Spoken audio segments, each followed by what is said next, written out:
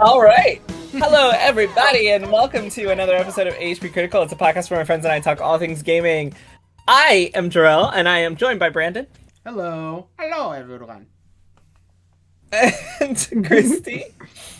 Everybody. And Gabe. Hola. Who's not going to get a special hello anymore because he's been back already. When Kelly comes back, it'll be a party. Oh, no. All right. Anyway, so let's go ahead and we have a lot of news to cover. Very, very little time because we're starting a little bit late today. So I'll start with how is everyone doing? Good, bad, in between. Very good. Thank you. The last weekend was I was at a wedding, one of my good friends' wedding. I was the best man. This new addition to my plush collection, Ice Luigi. We got it from when we were doing arcade for like the day before, so that's why I wanted to like show him off. But no, it was a very fun event. Very cool. I'm very relaxed. It's back to work, so that's always a sad thing. But hey, it was a good 6 days off, and it was nice. Damn. Speaking of 6 weddings, what, That's 6 days? Yeah, that's super 6 nice. days. Look. Speaking of weddings, I recently accepted. You're getting married? No. Yeah, you gotta watch No. the way you word that. You gotta watch the way you start out speaking about weddings. Well, I because it's not a wedding. He's like, I accept wedding. it. And I'm like, you're getting married? I am not getting married. If I were, you would all know. Speaking of weddings, I am going to be officiating a wedding. Officiating? Oh my god, that's awesome! I can Cool. now say it because everyone has already gotten their positions. I will be officiating a wedding next year, and I'm super excited. I'm very nervous, but I'm super excited, and maybe I'll share some of me officiating on HPCritical if I'm allowed to. Yay! Yeah, I'm super excited. And if you want me to officiate your wedding, just reach out to me on Twitter. I won't do it. You won't. But if you want to try, But I'll feel you can find him special when at you reach out to Jitrell. me. I mean, you know what? It depends. I might just do it, If I'm free that day and you really want me to come marry you and your partner, I mean, let's make it work. So remember last week I started the episode with Blizzard and me being annoyed by Blizzard. Well, right after this, Blizzard had removed the controversial SMS Protect system from Overwatch 2, but only for players who had played Overwatch 1. So they removed the issue about having to verify it via phone if you played Overwatch 1. If you were new to Overwatch 2, you would still have to verify a phone number to be able to play. They had a bunch of server issues. They've been fixed. The account merges have been fixed. And to apologize to everyone, they're giving a legendary skin out because and they're doing like double XP for the weekend or something. So that's that with Blizzard. Some people, I don't know whether some people feel like it's enough or whether it's not enough or whatever. Any quick comments on Blizzard trying, I guess? I just think it's funny Call of Duty is gonna do it. That's where I was going next. And they're actually. the same company. Yeah, good effort. You can just use that as a segue, honestly, I think. All right, well.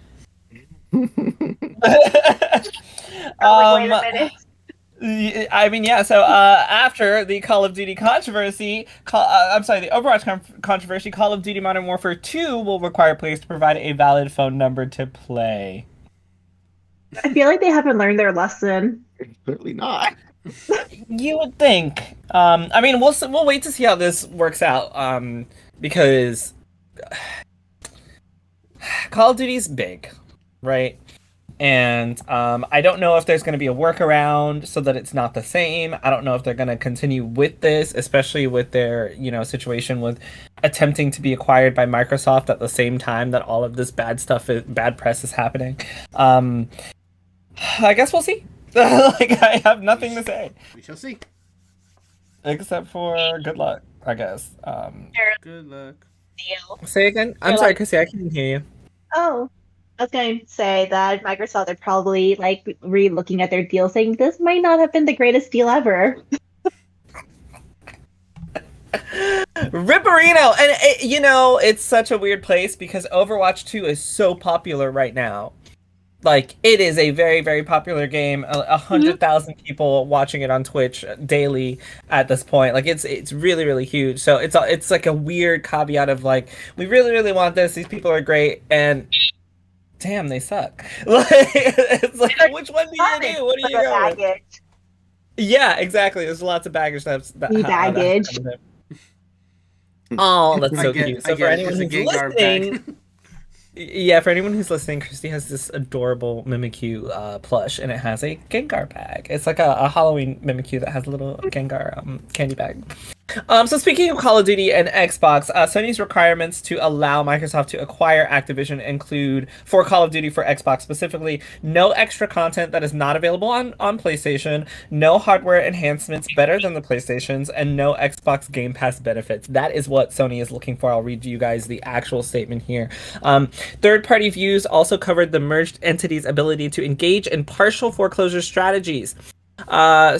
SIE told the CMA that even if Call of Duty games remained available on PlayStation following the merger, the merged entity would still be able to engage in partial foreclosure by increasing the differentiation between the versions of Call of Duty available on Xbox and on PlayStation. According to SIE, gamers may expect that Call of Duty on Xbox will include extra content and enhance interoperability, with the console hardware, in addition to any benefits from membership in the Xbox Game Pass. SIE submitted that these factors are likely to influence gamers' choice of console. Essentially, what I said, they are worried that there's going to be, they think that players are going to think that there's going to be additional benefits in Xbox Game Pass, that console stuff is going to be better on Xbox, and they're going to get extra and enhanced content, and they don't want that to happen. That is a part of what they submitted as to why they think the merger should not go through or why they have an issue with it. What do you guys think about this? This feels kind of like a part 2 to the story we talked about a few weeks ago in regards to Sony not being the biggest fan of this merger. And honestly, a lot of my thoughts from that discussion is pretty much the same here. It's just now we have more details about how they're laying out the deal itself. So I don't understand. Do you think that Sony is a crybaby? I think that's what you said last time. Something similar. Not necessarily a crybaby, but that they're definitely salty about everything, and for good reason. Salty was the word. Salty was the word I used. Yes, yeah, and for good reason. But yeah, that's pretty much my stance on it. Christy, what do you think?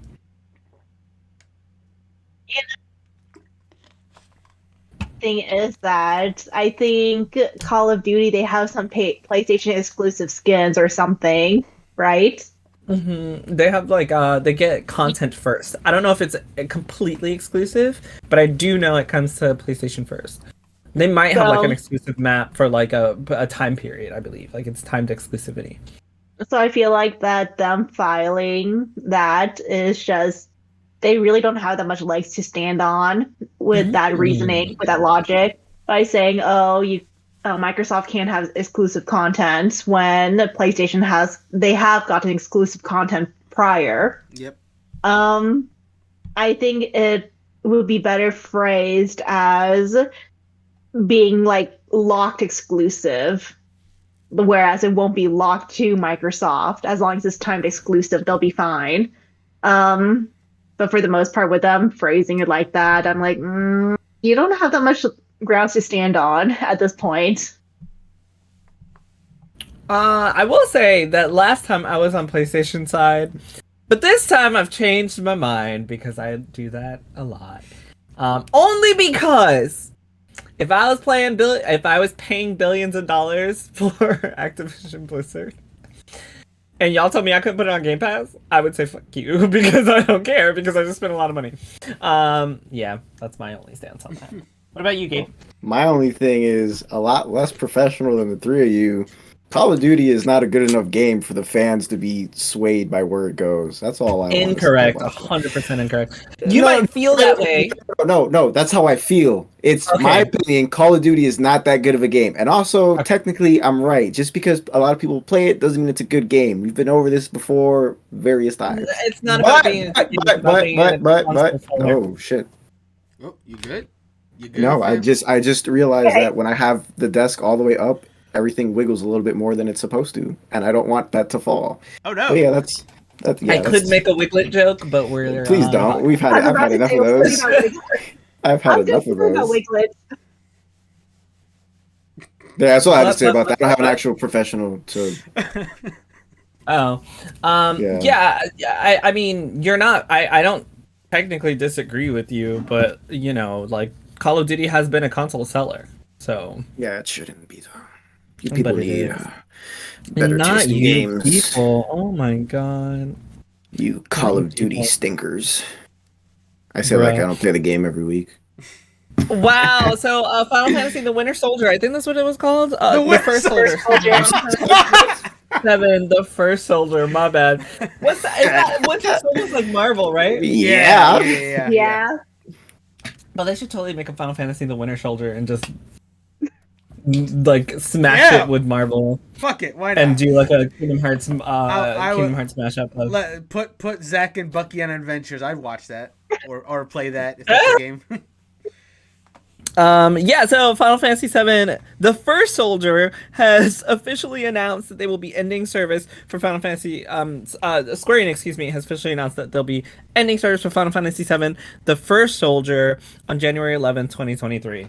This game was out for about a year. That's the Battle Royale game, right? That is the Battle Royale mobile that a lot of people enjoyed. But it was stuck to mobile, and outside of the niche group of players, it did not pick up. And the reason I brought this up is not because it's a mobile game that is shut down within a year, that had really good reviews as well, but a lot of the comments I had seen were that, damn, Square, maybe you should stop putting things on mobile and bring them over to Switch or PlayStation so more people can play it and it could actually have a life and it can survive and it can get the attention that it deserves. And I brought that up because I want you guys' opinions on that. A lot of people are saying that Square Enix keeps doing these mobile pushes instead of giving people what they want. For example, the Pixel remasters that a lot of people were waiting for that are literally only on PC. You can't play them anywhere else. The First Soldier, another one that people were hoping would come to consoles that is exclusively on mobile. It clearly isn't working for them. How do you guys feel about this? As someone who, I'm not gonna say recently, but as someone who likes to play a specific Square title, in this case Dragon Quest, I agree, because they had, for the longest time, they had Dragon Quest 1 through I can't remember which Dragon Quest numbers it was, but they had it only on mobile, and it's like, I don't want to buy a Dragon Quest game. I don't want to buy a JRPG on mobile. Like, I want to play it on a console. And before anyone says, oh well, it's the older Dragon Quest game, so it doesn't need that much graphic, that's not the point, because I did try playing Final Fantasy 1 and 2 on mobile as well, and it's like, it just doesn't do it for me. Like, I need a controller in my hand and I want it on the big screen. So I can completely agree with that. Maybe Square needs to stop locking everything to one thing and let it breathe. You okay there, Jarrell? Yeah, what's wrong with you? I'm sorry. When you said it doesn't do it for me, I was gonna make another Wiglet joke, and they're just in my head. I'm getting off. Good night, everybody. No, I'm kidding. Welcome to the Wiglet. Wiglet just doesn't do it for me. It's like the worst Pokemon ever invented. Sorry. Chrissy or Brandon, anything you want to share? Sure. Chrissy, your camera. I'm sorry. Hold on, Chrissy. Your camera is so nice. What? Yeah, it's very clear. So nice. Like, it's so clear right now. Like, it is literally the clearest camera of all of us. No, you look great. I'm not wearing enough makeup at all. So please. You look great. You have the best camera, and I can't wait until I get that little iPhone update so I can use my iPhone camera instead of my built-in computer camera, and I will too look better. But I'm sorry. This is my iPad Pro. It looks so good. It does look good. Okay, I'm sorry. Yeah. So yeah. I will chime in as someone that actually has played The First Soldier. No, I agree with that niche audience that was playing it. It is a very good game. But to Gabe's point, because I very much agree, I didn't want to play it on mobile. Like, I was just... Like, it was a good game. that was, in my opinion, not the best optimized controls for mobile. And then to their small credit, they were even advertising like, hey, this game is compatible with those peripheral controllers that you can put with your mobile device, so you can actually have like actual like controls to work with this game. But, and I feel like a lot of people probably also felt this way, I couldn't justify the purchase of just like one of those things just to play one game. And certainly not on the mobile device. Like you said, Jero, that is a game that I would have preferred to play literally anywhere with an actual controller built in, like the Switch or the PlayStation. Yeah, either one of those. And I think the game just didn't perform well because just that sentiment was just shared by so many people that they liked the concept of this game, but they just didn't want it to be on mobile.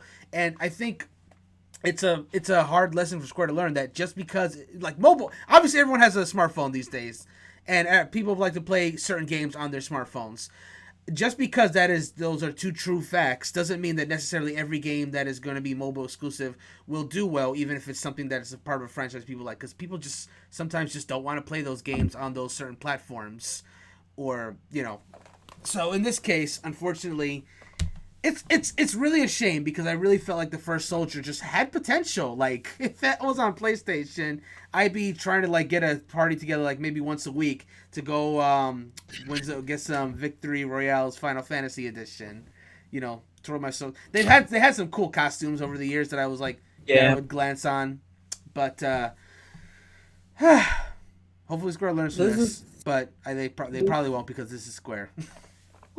This is the same way I feel about that like definitive Final Fantasy VII mobile title that's coming out that I can't think of the name of.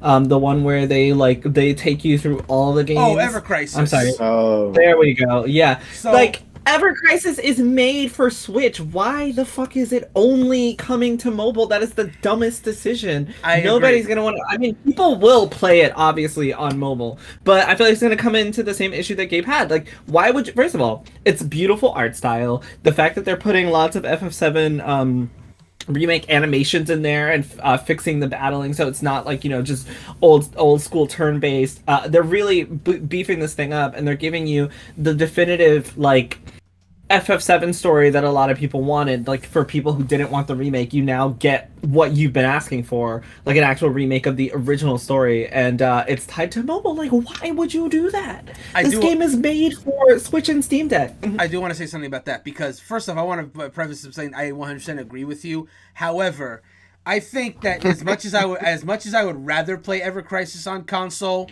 I think a large part of whether I think that game will overall do better, just for me personally and hopefully overall, is how well it controls on mobile. Because with First Soldier, like playing that game, like as good as it was, like I feel like it just really wasn't optimized for mobile, and it almost felt like you had to get one of those controller peripherals to like really be good at it.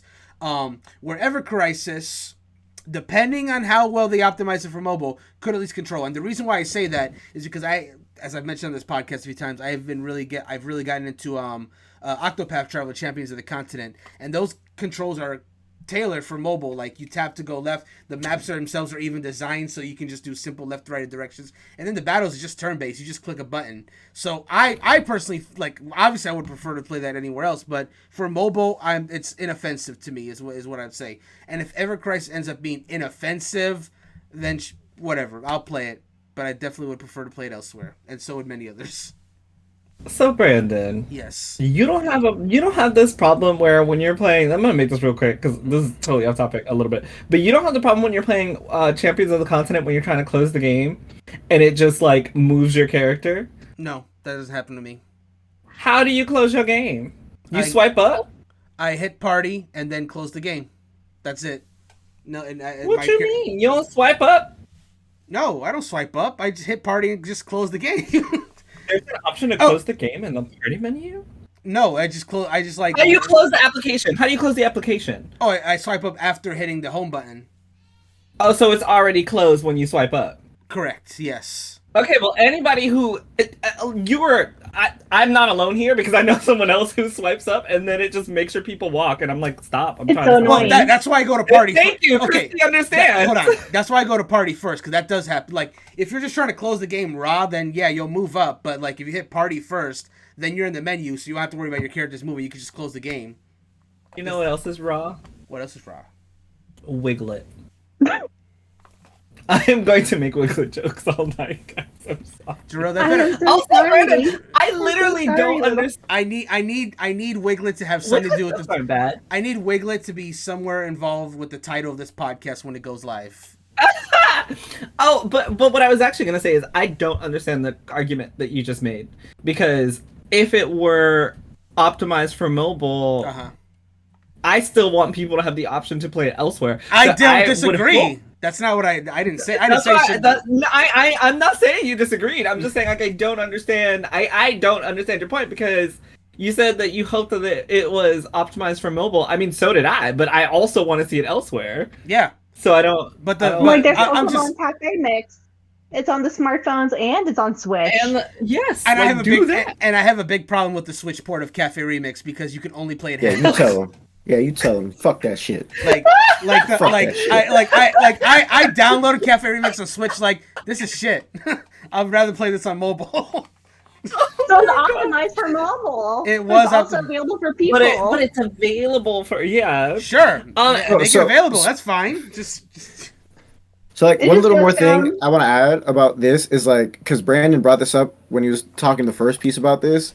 It's completely random, but like I think a good way to have done it is, especially since it's a battle royale game, is definitely feels like, you know, put it out on console first and then move it to mobile, because like right. that's how everyone else did it. That's how Fortnite did it. PUBG did it.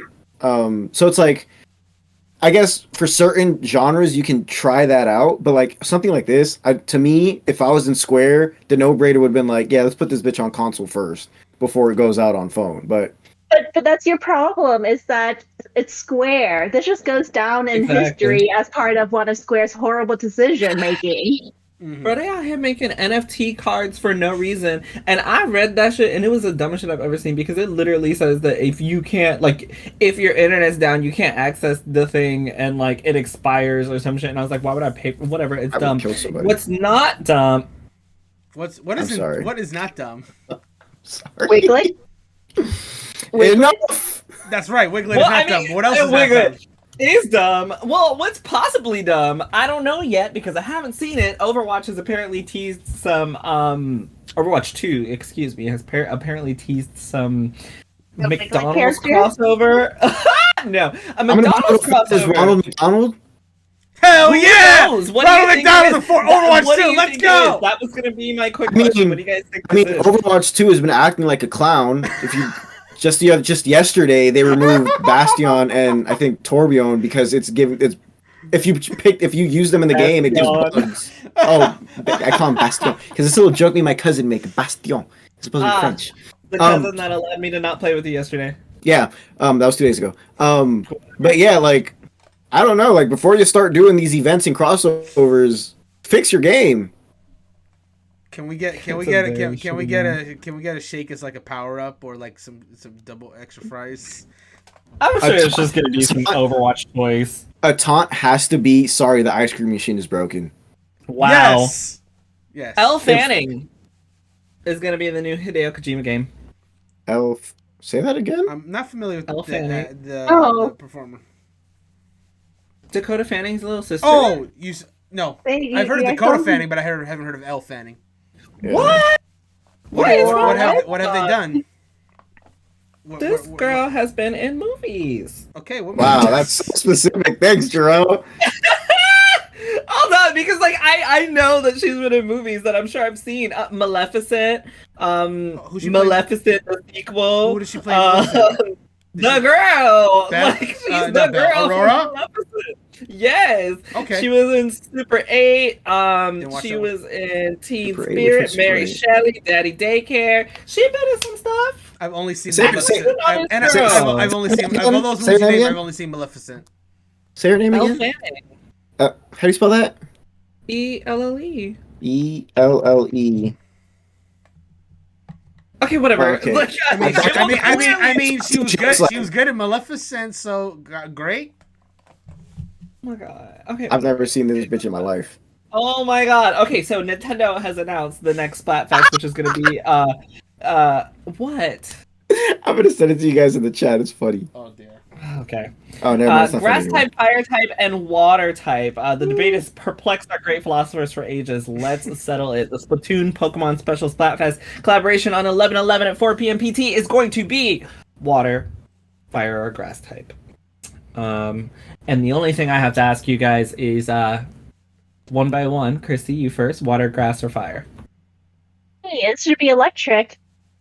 That's not an option in the Splatfest. Well, clearly it's gonna be grass.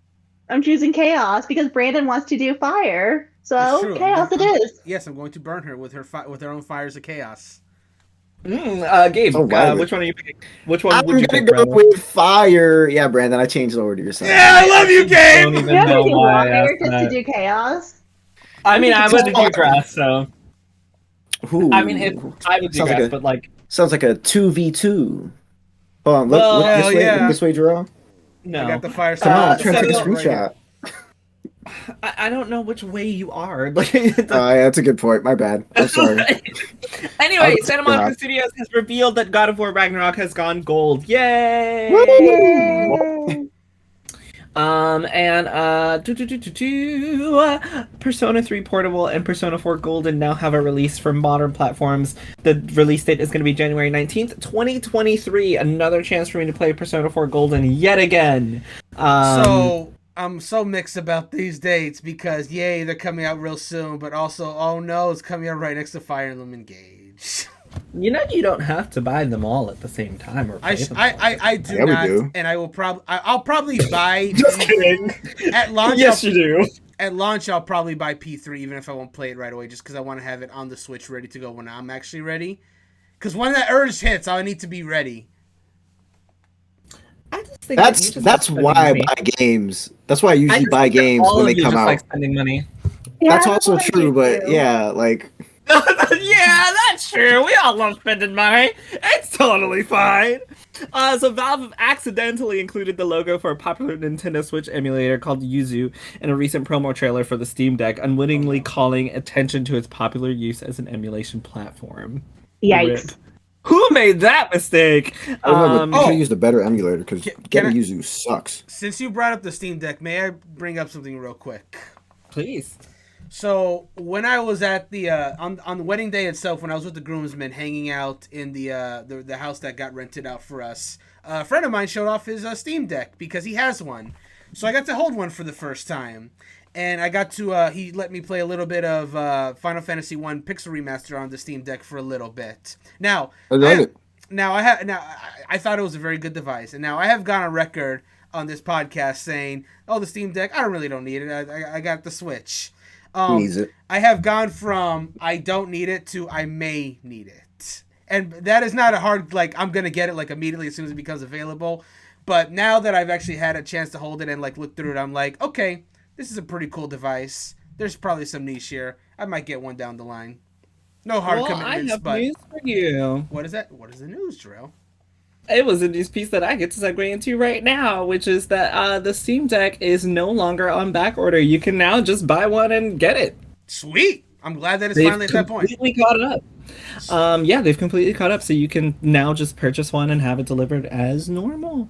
That's cool. I too have had a change of heart on the Steam Deck. I love it now. Is it because I'm playing Final Fantasy VII Remake on it? Yes, that is literally the only reason that my mind has changed. Because that game is great on Steam Deck. It's great on Steam Deck. It's great Oh, on is it Steam really? Deck. Steam I does- love it. I've been Steam- having such a good time. Oh no, Steam It's does the what reason why I want Nintendo it. don't. Yes, exactly. Overwatch 2. Lots of Overwatch 2 stuff happened because it was just broken game. They had an auto purchase bug. The issue was fixed. However, Blizzard was not issuing refunds for that. Womp. Bad They move. need the money. They need the money, you said? They don't Probably need the money. No, they don't. Well, I But mean, Blizzard- I would Blizzard does understand not- allegations. They don't need no money. No, They need to stop taking money from people. They really do. They also, Atlas announced that there's a Persona 5 Royal cooperative card game that's being developed in partnership with Pandasaurus Games. That's a thing that I'm totally gonna be looking into now that I'm into Pokemon. Yes. I talked about Call of Duty. Let's talk a little bit about Scarlet and Violet. We got a trailer today. No, first let's talk about Blade, the Marvel movie I was looking forward to. Oh yeah. Yes. It is reportedly shutting down the Blade movie for now, temporarily. So we're just gonna push that off because black people can't never have nothing. I'm sorry, you guys want to talk about Blade being pushed back? I do want to talk about it a little bit because, oh boy, there was some bad press going on for that movie for a while about how Mahershala Ali was like frustrated with the process, how the script wasn't coming together. There's reshoots happening aplenty, and I was starting to get worried about this movie. So I'll be completely honest: the fact that it is getting delayed, it makes me feel so much better because, like, I don't want this movie to be bad. I love Mahershala Ali and I love Blade. I love both of these things. So for that movie to be bad would be a tragedy. So So if taking their time, like, it's the same thing with games. If taking their time, They're not taking their time. They don't have a director. Yeah, exactly. So take your time to get a director. Yeah, to be fair though, at least the director left, and then they didn't just throw on some random other Marvel director. As of yet. You're all talking prematurely. I am, but you know what? I'm choosing to be optimistic. Where for a while I could only be pessimistic after hearing all the bad press after bad press would solve the pre-production of this movie. So for once, I have some hope for this movie. So I'm gonna hold on to that until I hear otherwise. Angela Lansbury passed away, and I was sad. I loved her. That also It was happened. disappointing. It was depressing. It was a was. sad day. And then I talked to somebody who didn't even know her name, and I was like, "Get out of my life."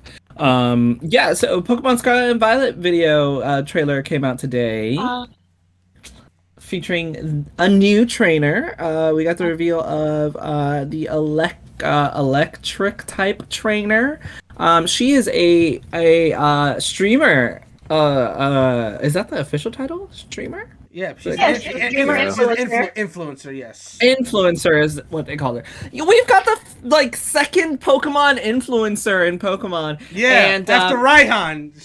After Raihan. Yeah, second Pokemon influencer, and I did want to bring this up because I love that there are two things I love about this, and then if you guys want to talk about it, please feel free. One of them is that I love when Pokemon becomes more modern, and this was just like the most cutesy, over-the-top influencer type thing I've ever seen, and I fell for it completely. I'm in love with her. She's the best character. Nobody can tell me otherwise. I love how much clickbait it was. Yeah. What? Clickbait. Yes. So that's the yes. The fact that this influencer was a total clickbait for Pokemon, I was like, this is so on profile. I love this. I too am a clickbaiter. Come to my OnlyFans and you will see what I'm talking about. And so you're enjoying your OnlyFans link, right? Yeah, and the money for that is actually going into HPCritical. So come support your boy.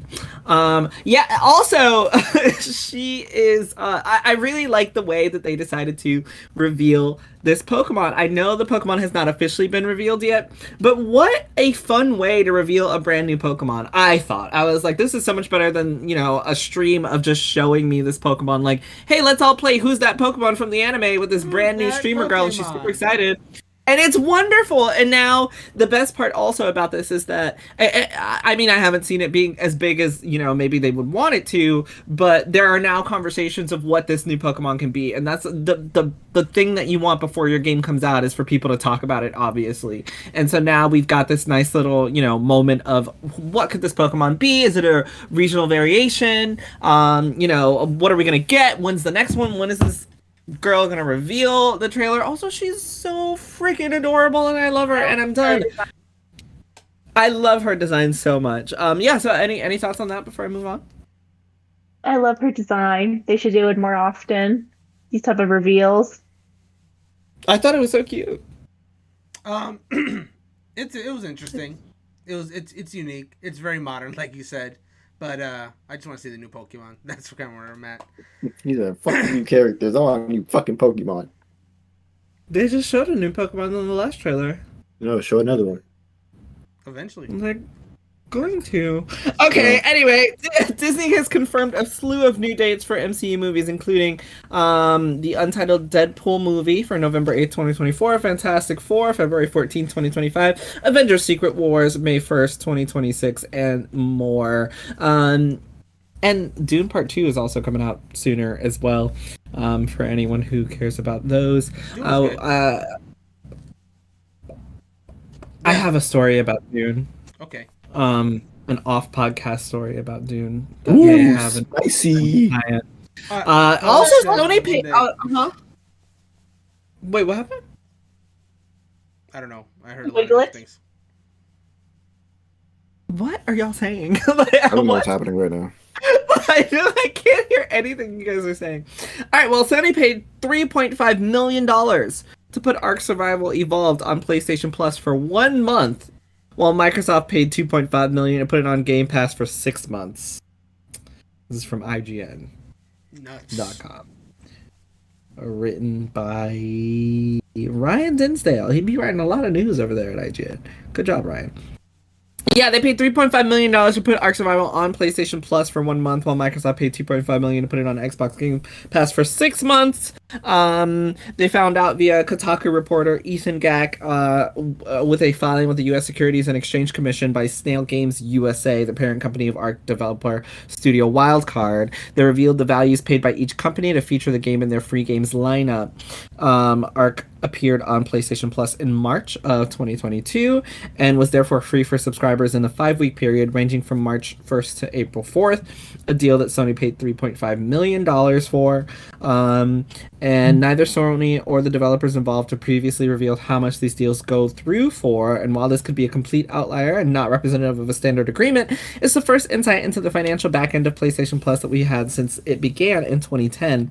Microsoft, on the other hand, had reached an agreement to feature Ark on Xbox Game Pass for 3 years starting in 2019. Extending the deal later, the filing revealed that it paid $2.5 million to feature Ark on Xbox Game Pass until January 30th, 2022. Looking forward, Microsoft also paid $2.3 million to guarantee that Ark 2 would be featured on Xbox Game Pass for 3 years after it's released next year. I brought this up specifically because, one, yes, this is like one of the first times that we get to see behind the curtains of how much these companies are putting out to get these games up on their services.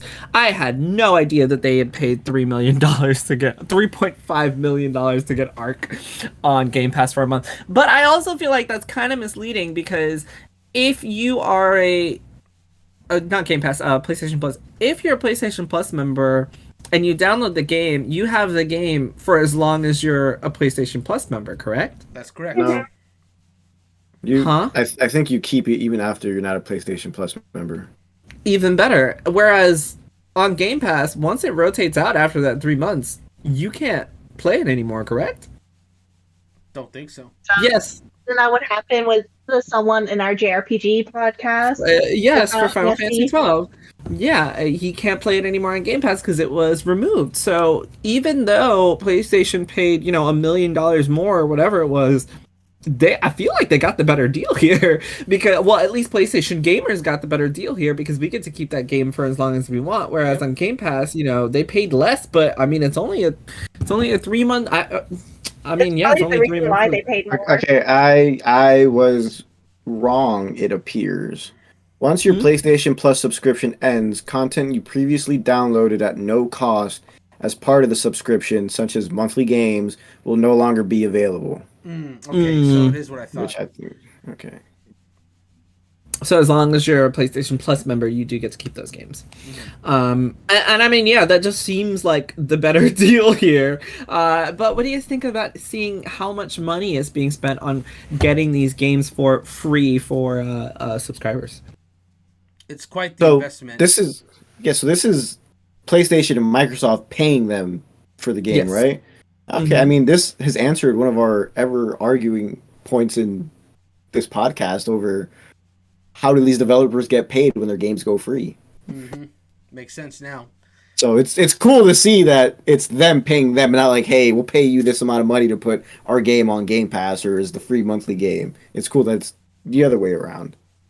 Yeah. And I mean, it makes sense for PlayStation to have to pay more because they get to keep the game. Like PlayStation Exactly. players get to essentially keep the game longer. But I mean, also at the same time, you do want to pay for. One of the reasons I assume that you want to pay out for these games is because you want. Not only do you want your customers to feel the value of the service that they're paying for, including PlayStation Plus and Xbox Game Pass, but at the same time, these developers are also going to want people to enjoy their games, play them, get them out there, enjoy them, and look forward to the sequel so that they go buy the sequel when it comes out, which is a big deal. And it's very interesting that I think I said Xbox was the one that gets the sequel on first to Game Pass, because I don't see them. I guess looking at this, I don't see how Microsoft is going to be, or how Ark Survival is going to be making the money from Microsoft here. I mean, yeah, you get paid up front, but like, I feel like in the long run, you would make more money off of PlayStation with your sequel than you would for. Oh no, I guess you wouldn't, because at a 3-month rotation on Game Pass, once it goes out, if you really like that game, then you would still have to go buy it. Whereas on PlayStation, you would just always have it. So never mind. Yeah. Talked myself out of that one before I sounded dumb. Anybody watch Cyberpunk Edge Runners? No. No, Wow, God. I sorry. want to play the game more before I watch their show. Ace of King. So there's a AAA D&D game coming from the Dark Alliance Studios. Developer also gets a new name, Invoke Studios. That's from Polygon. Looking forward to that one. We got some Cartoon Network news. But before that, the PlayStation Plus, since we were talking about PlayStation, the PlayStation Plus game catalog lineup for October has been revealed. We are looking at Grand Theft Auto Vice City, the Definitive Edition, Dragon Quest IX S Echoes of an Elusive Age, and Assassin's Creed Odyssey. And I'm so happy that I never bought Dragon Quest 9 because now I gotta get it for free. Dragon Quest 11. I was this close to buying it. Whatever. No, I'm not sorry. whatever. Learn how to read the Roman I numerals. apologize. Did I say 11 the first time? No, you said 9 both times. I said 9 both times. Okay. Dragon Quest 11 S. Dragon Quest 11 S. Echoes of an Elusive Age. I apologize. Let me say it right. Dragon Quest 11 S Echoes of an Elusive Age Definitive Edition will be the PS Plus game for October. That really basic Dragon Quest game that feels like a baby's first JRPG. You mean the one that made Final Fantasy possible? Yeah, go ahead. No. What about Wiglet? Yes, because No, Final Dragon Fantasy Quest- came after. Dragon Quest 11. Oh, Bruh. 11, I thought you were talking Dragon Quest 11 did not make Final Fantasy. I thought you were Exactly. talking about the entire series. Dragon Quest 11 is still better than 7 and 8. Wrong. We all know that's a lie, and I'm No. not gonna do this with you because we all know Wiglet that's is a a lie. lie? No. Huh? Wiglet is a lie? Yeah. Wiglet is a I lie. don't even Wiglet needs to know- disappear. I legitimately don't even know why I'm arguing with a Wiglet. That's racist. That's my fault. What have I done? Now the podcast can't go out. Oh yes, I can. I don't care. Anyway, yeah. Grand Theft Auto Vice City is the PS4 and PS5 game, the Definitive Edition. Dragon Quest XI S Echoes of an Elusive Age Definitive Edition is the PS4 game. Assassin's Creed Odyssey is also on there, along with Dragon Quest Builders, Dragon Quest Builders 2, Dragon Quest Heroes of the World Trees Woe and the Blight Below, Dragon Quest Heroes 2 Explorers Edition. These are all if you are on the higher tiers of the PlayStation. Yeah, I was gonna ask. I was like, we're getting all that, but then I remembered we got tiers. Only if you're cool. Inside, the medium is the PS5 game. Naruto, Toboruto, Shinobi Striker, Assassin's Creed Chronicles China, Assassin's Creed Chronicles India, Assassin's Creed Chronicles Russia, Assassin's Creed 3 Remastered, Assassin's Creed Syndicate, Hohokum, Yakuza 3 Remastered if you're in the Plus Premium Classics, and Yakuza 4 Remastered, Yakuza 5 Remastered, Limbo, Ultra Street Fighter 4, Castlevania Lord of Shadows, Everyday Shooter. That's a lot of games. That was a lot. That is a lot of games. God bless anyone who can play all of those. Like, I envy those who have those time. I just Right? want to stay at home and play video games all day. Like, all day. And get paid for it. Anybody play Disney Dreamlight Valley? I want to. What are y'all playing? The same shit y'all been playing for like 4 months? First of all, you told us that game sucked. So after you said that, It does. I had no intention of even looking into the game. So stop yelling at me. It does suck. I didn't. And also, all the games I've been wanting to play keep getting delayed. That's true. Such as 2022 was supposed to be Gabe's year, and then it became 2023. It really was. I got Elden Ring though, so I'm okay with that. That's true. But still. But also, yes, to answer your question, I have been playing the same games for the past 4 months. Leave me alone.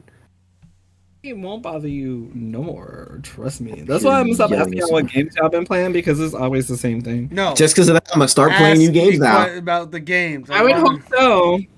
Did you buy Octopath Traveler? Actually, I just finished doing that.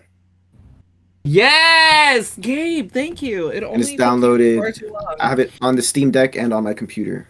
Nice. So CartoonBrew.com says that Cartoon Network Studios, as you know it, is gone thanks to David Zaslav. It consolidating into a single unit with Warner Bros. Animation, and this is huge news. This is also ominous sign for the future of new original Cartoon Network content. Warner Bros. Television Group laid off 82 scripted, unscripted, and animation employees on Tuesday and will not fill 43 more vacant positions. I mean, obviously, if they just laid off 82 people, why would they fill 43 more vacant positions? The 125 positions represents 26% of the company's workforce across those units. However, the layoffs, which were generally expected, don't tell the whole story of what's going on at Warner Bros. Discovery's animations unit. In fact, there was an even more consequential announcement yesterday that fundamentally alters the structure of Cartoon Network Studios going forward and will have a very far-reaching impact on the projects that it produces. The company calls it part of its strategic realignment. In a company-wide memo, Chairman Channing Dungey told staff that the company plans to fully consolidate its TV animations division, merging Warner Bros. Animation and Cartoon Network Studios. Going forward, Sam Register will continue as head of WBA and CNS, as well as Hanna-Barbera Studios Europe, the latter of which will continue to operate independently from the other two. Good on them. According to the memo, all three labels will continue to exist, but perhaps more in name than in action. Both development and production at WBA and CNS will now be merged, extending on the cross-studio teams that were already in place for programming, casting, legal, and business affairs, and artist relations. This means that Cartoon Network Studios no longer has any independent say on either creative or operational matters, something that has never happened before in its existence. This also seems an ominous sign for the future of new original Cartoon Network animation. WBA has traditionally been a much more catalog IP-driven studio, while CNS has been the studio that puts out original series and specials that occasionally become touchstones for generations of viewers. Over the last decade, CNS produced shows such as Uncle Grandpa, Steven Universe, Clarence, Over the Garden Wall, We Bear Bears, Craig of the Creek, Summer Camp Island, Infinity Train, and Primal, just to name a few. Conversely, WBA's lineup has been focused on catalog characters, including titles such as Batwheels, Bugs Bunny Builders, Aquaman, King of Atlantis, Teen Titans Go, Jellystone, Animaniacs, Looney Tunes cartoons, Harley Quinn, Justice League Action, and The Tom and Jerry Show. Under boss David Zaslav, WB Discovery has expressed a desire to focus more heavily on IP across all its businesses. So now that CNS has shared development and production resources with WBA, it's difficult to imagine a future in which the studio's original animation output can match what it has been in the past. I'm not going to read the rest of that because that was a lot, but that's from CartoonBrew.com, written by Jamie Lang. The big takeaway here, obviously, is that with this, we talked a little bit about the merger previously with HBO and WB and all the things that were, going to be missing, and now with Cartoon Network, I think the biggest takeaway here is that they've proven that they're able to work independently and do well, because a lot of the shows that I did announce that were independent all have a lot of them have won awards for different categories of the shows that they were in. Now, obviously, we don't know what's going to happen, but it is very scary to be an independent group that now has to cater to and work with a new head of studio that is focused on popular IPs, like a bunch of DC shit that I announced that they're working on. So we'll see what happens. Any thoughts on this? Yeah, I'm gonna say their term strategic realignment, they can stuff that. That's just their nice way of saying we fired a bunch of people because we can't afford it. And no, I'm sorry. Let me not even defend them. They can afford it. It's they're just restructuring their business so they can like make justify not paying people. So they just got rid of them. It's awful. It's awful. But beyond the humanitarian side of it, just talking about the creative side of it, that's very depressing if I'm being perfectly honest, because like you said, with Cartoon Network Studios being what it has been for the last 20 years, it had a lot of independence in order to create these original programmings that, like you said, I think you said it best, that have been a touchstone for many generations. We've all grown up with our own Cartoon Network shows, and kids these days are growing up with theirs. They all have their own different merits, and I would even argue that some of the modern Cartoon Network shows, while a lot of them may not be for me personally, I think occasionally do manage to do some like powerful messages in here and there, or just like touch it in a different way. I know I love Adventure. I enjoy Adventure Time, and I really love Regular Show, and those came out within the last decade. So there's some quality no matter what generation Cartoon Network you look at, even if it's not personally for you. So the fact that, like you said, it's now going to be like catering to the whims of like existing IPs and a lot less original programming. It does paint a bleak future for what Cartoon Network shows will have, because I've quite enjoyed its creativity, and I'd hate to see it go, but we'll see what happens. I think that the most disappointing thing to me personally about this is just that so many people have gotten opportunities through Cartoon Network for their shows, like Steven Universe and Craig of the Creek. Like, those shows couldn't have been made anywhere else, and these are diverse people. They're women, they're BIPOC, that have been given a chance to represent themselves in a platform that they're not always seen. Like, those two shows are very diverse just within themselves, and just knowing that we're going to be going back to a bunch of let's focus on DC again because y'all do so well with DC now. WB, yeah, for sure. I saw those previews for, what is that game, Gotham Knights. I saw what was going on there. I read those previews, but y'all do whatever you want with your licenses. But I think that's probably the most disappointing thing to me. It just seems like so many people who would have gotten opportunities through Cartoon Network to bring diverse shows are going to be having issues to do so going forward. So yeah, not a fan, not a good time. Gabriel Christie, anything on this one? Nah, just that Warner Brothers is wild. Yeah, it's a wild place to be. It's a wild world we live in. So there was some I'm gonna talk about the Super Mario Bros. Trailer. Yay. But first, a few more things. Mm-hmm. Obviously with Overwatch 2, Diva has once again shot to the top of Pornhub searches. I think that she's finally of legal age, because Overwatch 2 does happen a few years after the original. Now, I'm not here to say anything else about this actually before I just know that Overwatch 2's Diva is up there on porn searches once again. She has reclaimed her throne as the Overwatch porn searched most searched Overwatch 2 character. Yeah, but I mean, hopefully she's old enough now to be on porn, because if not, a lot of y'all are going to jail. Why is that funny? They are going to jail. So there was an article that revealed that the drowning death of Yu-Gi-Oh's creator Kazuki Takahashi happened while he was attempting to save someone from a deadly rip current. He was a hero. This is a tweet from Daniel Dockery. Anything on that? I think we can all say that we would like to give our respects to that wonderful man trying to save somebody's life. Absolutely. Always a hero. Absolutely. Like I don't have too much more to add to that. I just wanted that to be out there, because it was already a tragedy when he passed, and to know that he was doing it to try to save a life. That's you can't. I thought I couldn't respect the guy more, but there it is. So yeah, rest in peace, man. Has anybody seen the beautiful and amazing film Belle? The animated film? I have not. Y'all, what do y'all do with your time? I am going to have is there a way that we can watch a movie together? Because we're gonna watch this movie together, and then you guys are gonna cry. There are ways, Jerome.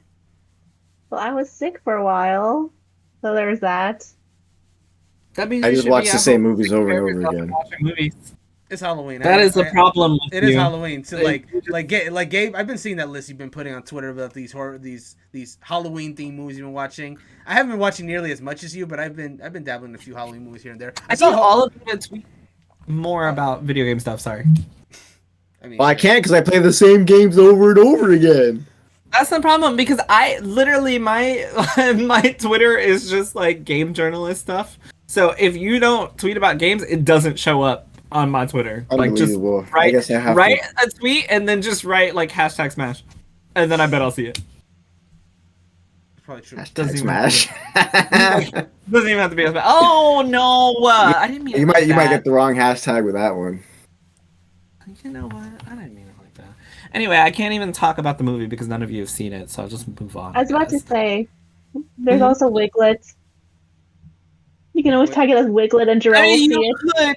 I will block Wiglet like as a term on Twitter. So you could, but I still won't see it. Oh, that's so disgusting. I like who okayed that Pokemon?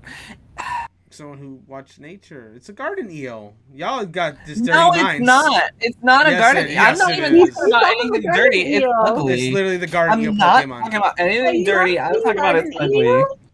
No, So listen. Jarrell hates listen, garden eels. listen. I mean, that, No, I that's don't. fair. No, I don't. No, I don't. This garden eel is not Wiglet. They don't look alike. Yeah, Wiglet looks Not cuter. a thing. I said it. Yes, Wiglet looks cuter Yeah. than a regular garden eel. Brendan, Yes. What's up? are you going to put Wiglet on your team in Pokemon? You know, I am strongly considering it. In fact. Bro, please battle me with the Wiglet. Please battle me Why with would the I Wiglet. why would I battle you with the Wiglet when it will I just inevitably feel like when it would inevitably evolve into something? I'm curious to see what it evolves into. I hope it just stays nasty for its whole life. I have to know because it could. Morpeko but didn't evolve into but anything. I don't expect it to though. But this is loosely based on Diglett, so it will probably. See, Oh. the obvious answer is Wug Trio, but I don't think that's going to be a thing because they be Gen 8 subverted my expectations. Y'all remember when we saw the Galarian Meowth and we all thought for a second what Berserker. that's where I'm going with this. Like we all thought, okay, what does the Galarian Persian looks like? And then it evolved into a different Pokemon entirely. And I thought no, well, its looks aside, I still thought it was like the coolest thing that it wasn't a Persian that it became into, but a different Pokemon entirely. That was a cool surprise. Okay, but okay, Brandon. I will level with you here. Berserker became whatever the derpy face looking one was called because I don't remember. But I mean, Berserker was not Meowth. So like this Wiglet is not Diglett, so it's gonna become probably something else. That's ugly exactly too. my point. Like it's not Diglett, so it will become something else. So it's not going to become what I just joked, the Wug Trio. It's going to be something else entirely. But that Persian was literally just a Persian, derpy-looking Persian. Like it literally was the same thing, though. You're talking about the Alolan Persian, but there is no. Yeah. My point is there was no Galarian Persian. It instead So Galarian. who says there's gonna be a Paldean Doug Trio? I didn't say that. In fact, I don't think that will happen. Is what I'm saying. I know you're saying that it's gonna evolve, but even your own logic would say that it doesn't evolve into anything because Galarian Berserker didn't evolve into anything. I didn't say Berserker. I said Galarian Meowth evolved into Berserker instead of a Persian, which is what which at least is what I thought. I see what you're saying. So Wiglet will not become a Doug Trio like Pokemon. It'll probably become something else entirely, and that's what I'm curious to see. I see what you're saying. My bad. I understand now. Cool. I hope it gets not ugly. We'll see. I will evolve it and find out. Bruh, all these Pokemon are so not cute. Cloth is so ugly. I don't want no damn turtle looking hairy ass shit. I don't want that. Oh my god. I mean, I don't. I already said it. Yeah. Like, I'll just beep out all the bad words. I don't want it. It's ugly. I will not. I will not. Not funny news. Adriana Chechik. Adriana Chechik broke her back in 2 places. And had to get a metal rod put in, or has to. I don't know if she's had the surgery yet. Yeah, she was at Twitchcon. And oh yeah, she's gonna have to get a metal rod put in for support for her back. She was at TwitchCon, and they have this pit, they have a pit with little foam cubes in it, and then you have to what are those things called? The big wiglets that you hit each other with? Oh, the noodles? Yeah, sure. Noodles? No, they're not. They're not. It's funny because I know exactly what you're talking about, but I also but I don't know the name. This has been the most y'all can't help me podcast that we've ever had. Every time I'm like, have you guys seen this? Have you guys played this? Have you guys done this? It's just been Have y'all seen what I told my coworkers this morning? I couldn't remember what a stoplight was called, so I was describing it, and I was like, "Oh, it's a stop and go light," and they're like, "Oh God." Fair point. I think that's cute. I'm probably gonna start using that occasionally because I thought it was cool. It is late. I won't judge you guys too much. Whatever. We'll call them pool noodles. You fight with them, and you push each other off into the foam pit. She jumped into the foam pit, assuming that there would be a soft landing, and she fell on her. It looked like her tailbone, and broke her back in 2 places, and needs a metal rod to be put in it. And she was not the only person who hurt herself in this Twitch foam pit. Someone else dislocated their knee. Oh my gosh. Yeah, there were I think I saw at least 3 people that got hurt in this Twitch pool. And it's not like minor injuries either. Like this, I can't imagine breaking my back in front of everybody at TwitchCon. And imagine dislocating my knee. Yeah, a lot of bad things happen. There are 2 things I want to say about this. One of them was Dextero put out a tweet about this, and I want to call them out for being disgusting dickheads about it. Because their tweet read, "Former porn star Adriana Chechik gets her back blown out, this time by a hard floor at TwitchCon. Confirmed broken in 2 places. She's confirmed she's getting a metal rod put in for support." Now, there is a world in which this can be funny, but it is not when someone literally broke their back in 2 places. Gabe, don't fucking laugh. It just it comes off so sexist and entitled. Like if she was not there are classier ways to do this, is what I will say. And I was very upset and disappointed when I read that, because she seriously injured herself. If it was a scrape or something, or if it wasn't something that serious, then sure, make a joke about it. I'm sure nobody would care. But if I broke my back in 2 places, I'm already embarrassed. I have a metal rod put in, and then I go on Twitter and y'all talk about my back being blown out. Fuck you. I would sue the shit out of them, and I hope she does. The other thing is how y'all let people do this. I really don't understand how any of this happened. Because there was a concrete floor underneath that padding. If you know that there's concrete floor underneath this, why are you even have people fighting each other with big pool noodles in the middle of this? All of this seems like it shouldn't have happened, but what can I say? It's Twitch. They also sign liability waivers as well too, supposedly. And you're like, whenever they make you sign that, you should probably inspect. Yeah, so that's actually what I was just about to say.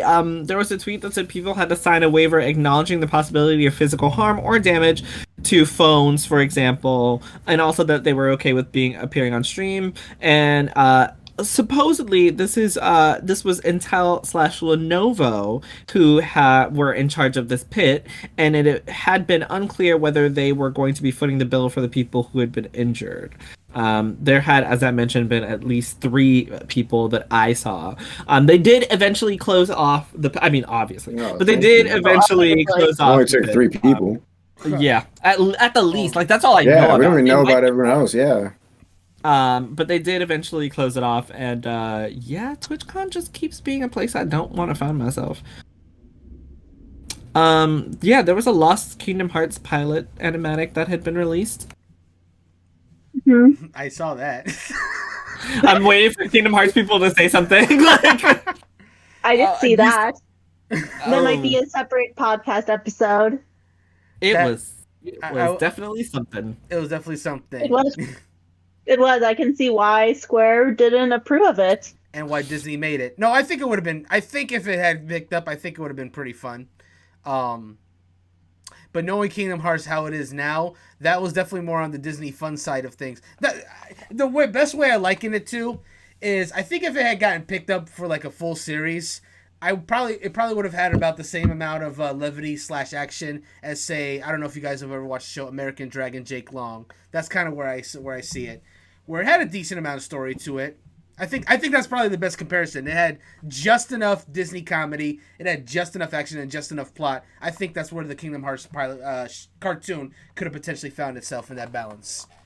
So, would love to see that. Actually, now that the words have left my mouth. I would love to see it. I saw it and I thought, ooh, I see why this was canned. So much. It's not even that it was bad. I don't even think it was bad. I just think it was very much like, how do you attempt to put the entire Kingdom Hearts story into a like an animated series? Well, you don't. The answer is you don't. You just like. I want to say two things in response to that. One, only one thing in response to that is that, again, I think when this animated series was being produced, it was just Kingdom Hearts 1. Like, it's easy to say now that, oh man, you can't do the whole series in like a show. That's too much, or in a comic, whatever. But if you're going by just one, it's doable in like I don't know how many episodes it would have, but it's doable. Now, with as many Kingdom Hearts games there are, and how many different directions the story has gone at this point, it'd be a lot more difficult. Not impossible, but significantly more difficult. I think with the right. One. Mm-hmm. I was about to say, I think under the right team, it could do well. However, there are some issues I can see with the pilot, which is the reason why I got canned. I gotta say, one thing I really liked about the pilot was that scene in Agrabah where Sora is introducing Donald and Goofy to Riku, and Goofy's like, "Hey, no, I'm Goofy," and Riku's like, "You sure are." I just I laughed out loud. All right, so I ain't gonna lie, I turned it off. I was like, this ain't it. I ain't watched the whole thing. But even if you did do the first, just the first game, and even if this was produced during the first game, it still was not like there was that it literally was like, oh, there are so many worlds. Imagine if there was someone, they're all in danger from the Heartless. Imagine if there was someone who could save it. And then it's like, hey, I'm Sora. And then it was just like, oh, look at us, we're friends on the island. And then he wakes up and he's like gone. And I was like, what? And he was like, oh yeah, no, they've already attacked. Oh, he's looking for his friends. Oh, all of this has already happened. Oh my God, we're in Agrabah. So I think I thought about that too.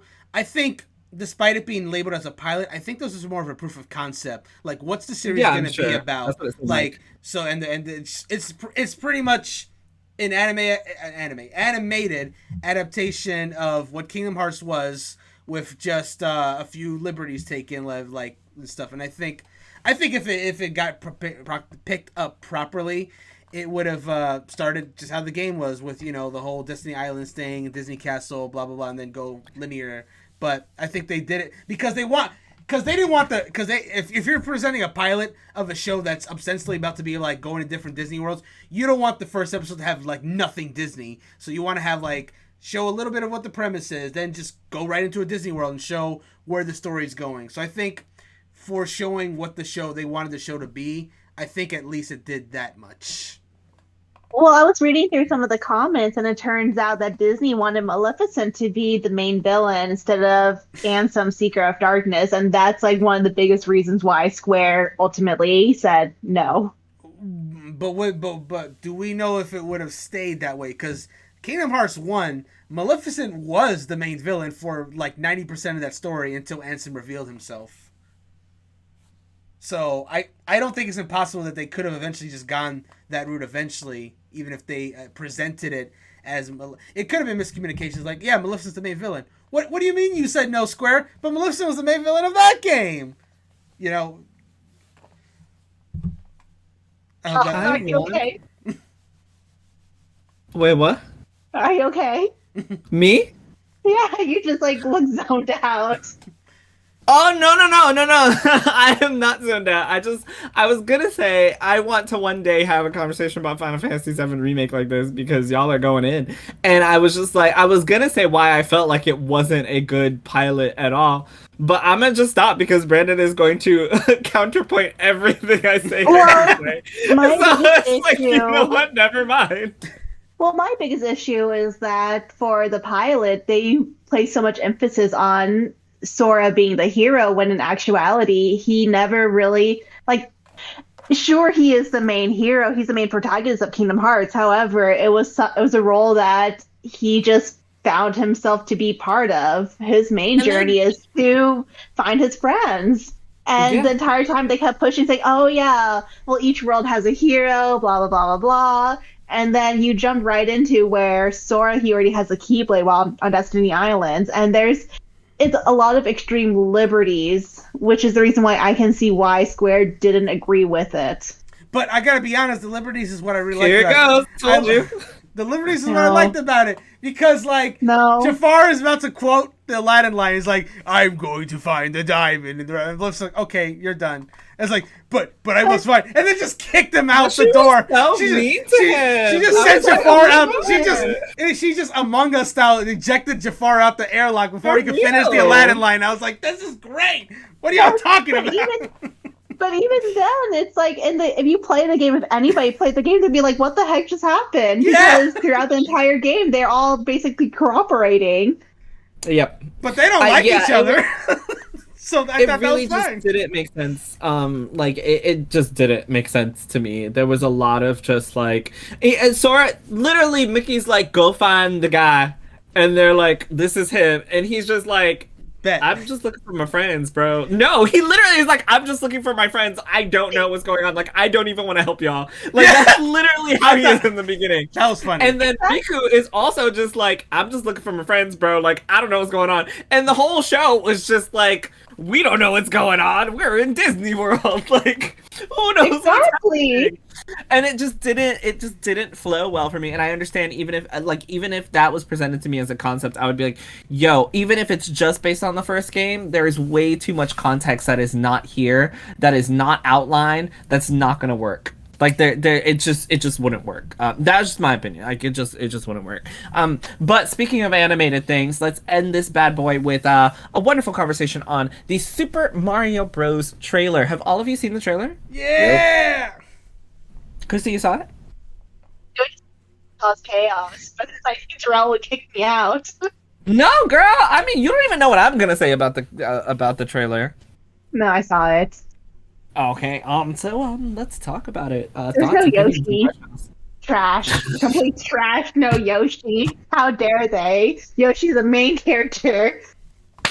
Complete trash. Utter trash. Y'all heard it here first. Trailer utter trash. I ain't say it. Christy said it. Yep, it's true. No Yoshi.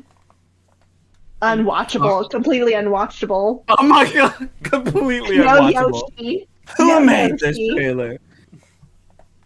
Well, y'all know how Christy feels. What about you guys? I was actually pretty impressed by the trailer. I'm not gonna lie. First off, I really like the animation style of it. It is gorgeous. All the frames were gorgeous. It starts back for their revenge. What's that now? Penguins came back for their revenge. Revenge, yeah, no, they're tired of all y'all throwing those clips of like the penguin off the edge, and they said they chose violence. I love that they threw all those snowballs, and he was like, "That is just a taste of our power." This is great. I think that generally made me laugh, so it gives me hope for the comedy of this movie. But no, Jack Black is doing really good as Bowser.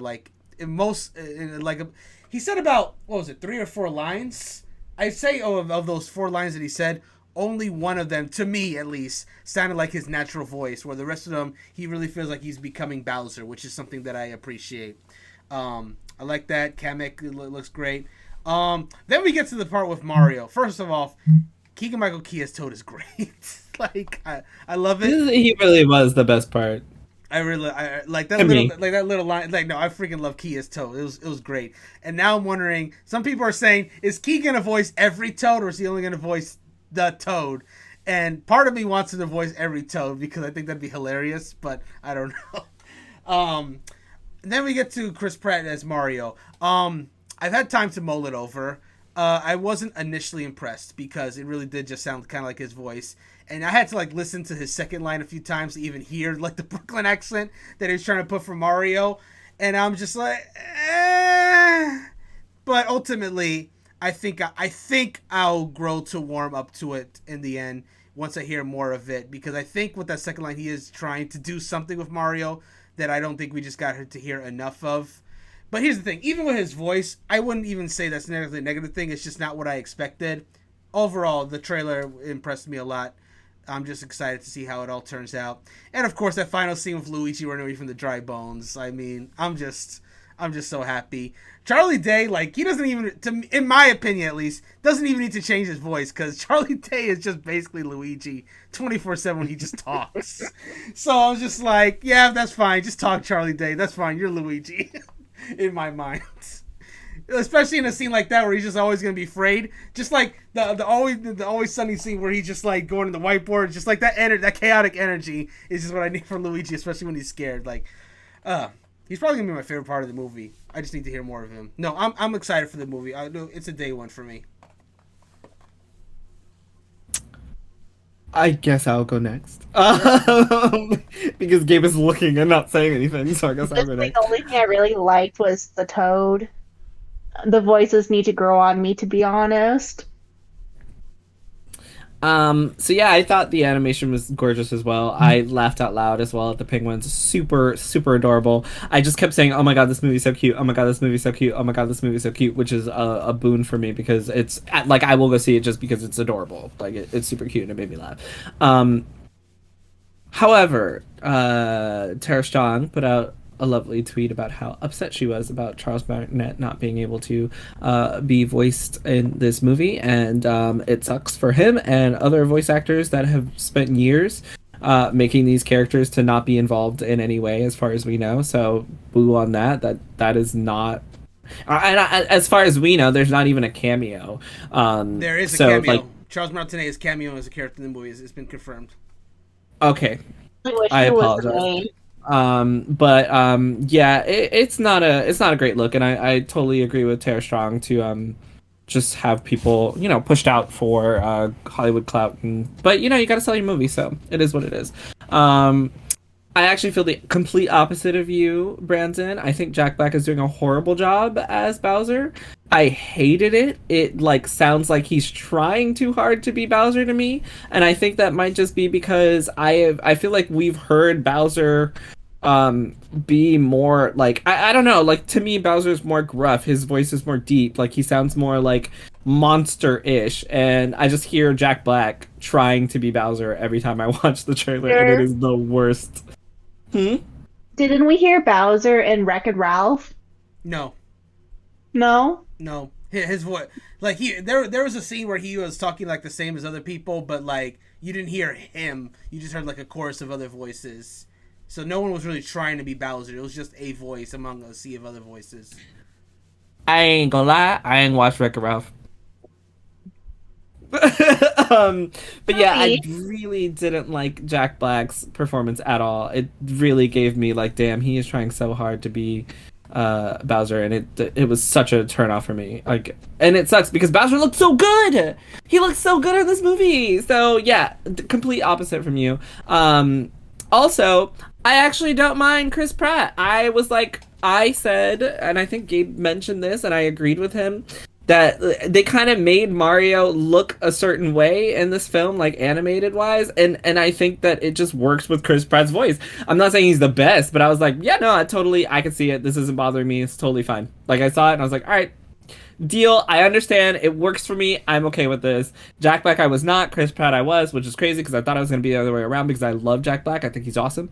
And then I really thought it was going to be the other way around because as soon as Chris Pratt was trying to remember what the name of a Koopa was, I was like, Yeah. oh my god, like this is gonna be so bad. Like, sir, you should have practiced this before you got on camera, broski. Have all the names up on your phone ready to go before you decide to come on and say something. So I was already nervous. But yeah, I like Chris Pratt, did not like Jack Black. I loved Keegan Michael Keeves, freaking hilarious, a great Toad. And the movie looks fun. I hope that what's her name? Anna Taylor, whatever. Anna Taylor-Joy, yeah, she's Peach.